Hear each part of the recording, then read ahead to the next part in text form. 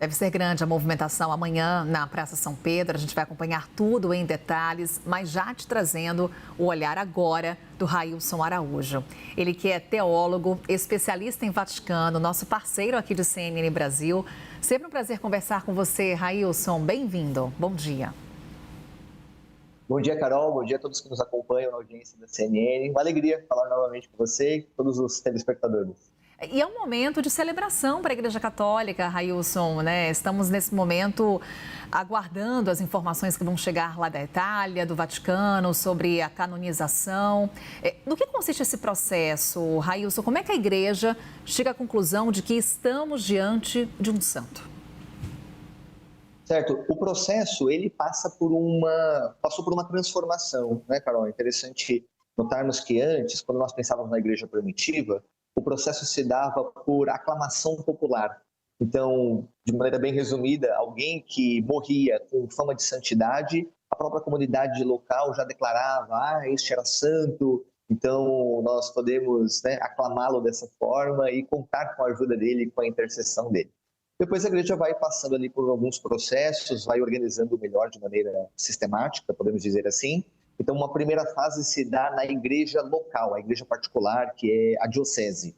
Então, alguém morre com a fama de santidade, então a abertura se dá na diocese. Então, essa diocese envia para Roma esse pedido formal, né?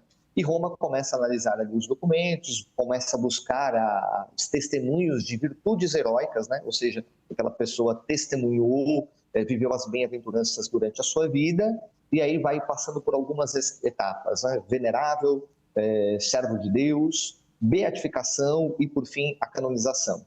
Para a beatificação, é preciso de um primeiro milagre.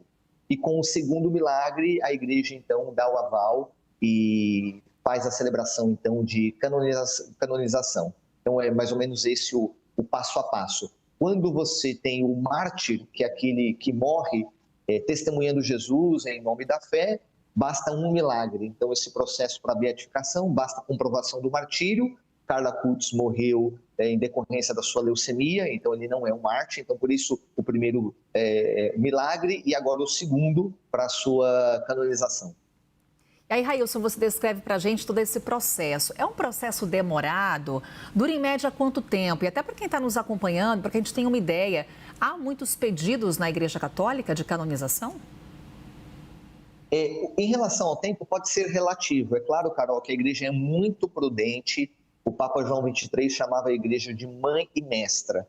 E a mãe costuma ser cautelosa, né? Quando quem é mãe deve saber muito bem. Quando o filho pede algo, ela leva um tempo ali para discernir, para depois ali dar o seu aval positivo ou não.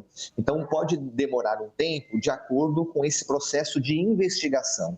Então, a vida do futuro santo, do futuro beato, é investigado de maneira muito minuciosa. Os seus escritos, os seus registros em áudio, em vídeo, os testemunhos da igreja local, daqueles que conviveram com ele, tudo isso. Então, no processo do Carlo, que é uma canonização num tempo rápido, ele morre em 2006, em 2020 beatificado e 2025 canonizado.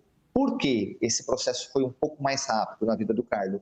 Porque ele tem poucos registros escritos, é uma vida breve, 15 anos, então nesse processo de investigação foi um pouco mais rápido.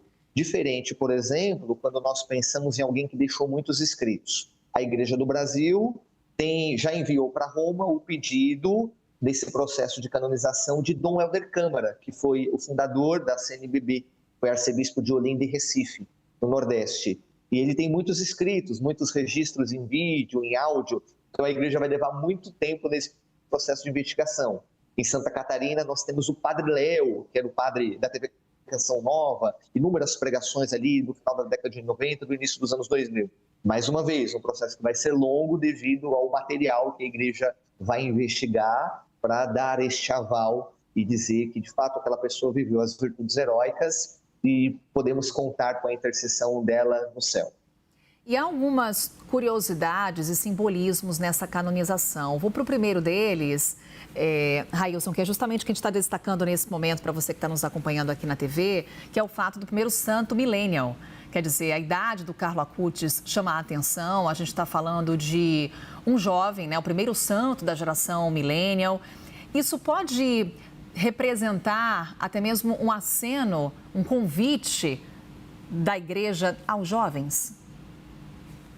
Também é este convite, mas vale recordar, Carol, que Carlo não é o primeiro santo jovem, é o primeiro milênio, mas não é o primeiro jovem. Então nós temos São Tarcísio, Santa Maria Goretti, aqui no Brasil a Beata Benigna Cardoso. Então nós temos inúmeros testemunhos de santos jovens. Agora chama a atenção ser o primeiro milênio e temos outros aí também na esteira, Chiara Corbello, nós temos a Beata Sandra Sabatini, que também é muito nova, um outro milênio que é o Matteo Farina, com idade muito próxima do Carlo. Então, a igreja ela já realizou outras canonizações de jovens. Então, para além é claro, um grande incentivo para a juventude, que a santidade continua sendo possível. Mas é interessante aqui, eu vou citar o Papa Francisco, porque essa canonização ela foi adiada por conta da sua morte. E nós cobrimos, né, todo o conclave aí na CNN, então já era para ter acontecido.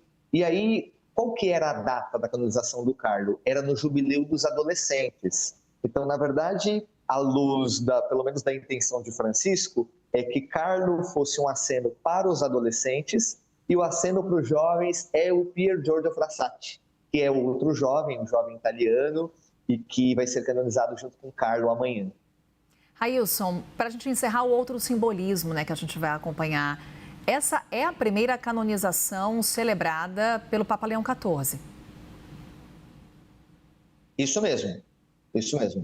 É a primeira do Papa Leão e já estava bem encaminhado, né? O Papa Francisco que preparou ali, junto com a comissão do Vaticano, a celebração, mas com o seu falecimento, ela caiu no colo do Papa Leão. Ele poderia vetar a canonização se tivesse motivos para tal, mas obviamente que não tinha, a igreja já tinha feito toda a sua investigação, então se torna aí a primeira canonização aí do Papa Leão.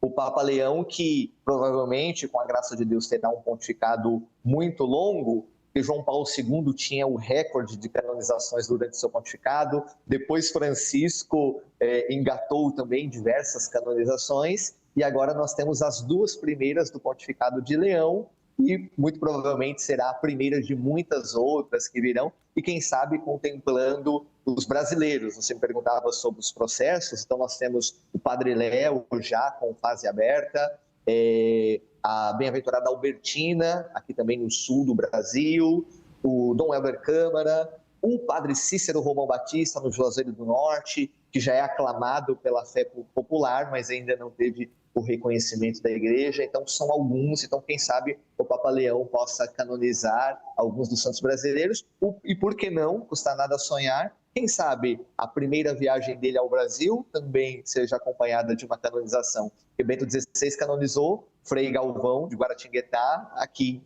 no Brasil e em São Paulo. Olha, Railson, mexendo aqui com nossas expectativas, hein? Railson Araújo, teólogo, especialista em Vaticano, falando conosco sobre a canonização do Carlo Acutis, que claro que a gente vai acompanhar tudo de perto, com o Railson explicando todo esse processo para a gente e também com as nossas equipes lá na Europa, mobilizando as atenções do mundo. Railson, mais uma vez, obrigada por essa conversa e até uma próxima oportunidade.